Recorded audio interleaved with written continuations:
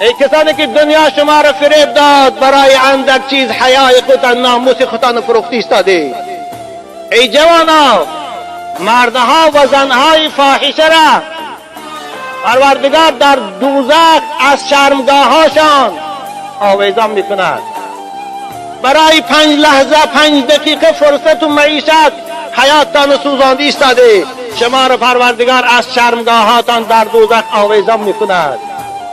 و یضربون علیها باصوات من حدید، شما را به تازیانه های آهنین ملائکه های دهشتناک دوزخ جزا میدهند.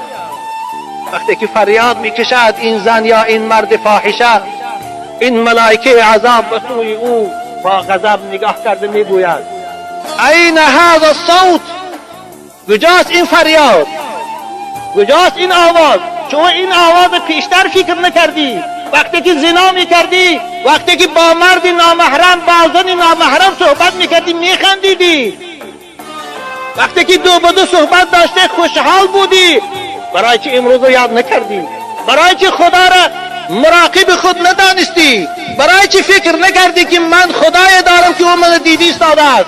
برای چه فکر نکردی من ملائکه های هست در کتف چپ و راستی من که من دیدی ایستادی است؟ چون شرمی از خدا نکردی، اکنون داد میزنی، اکنون فریاد میکشی.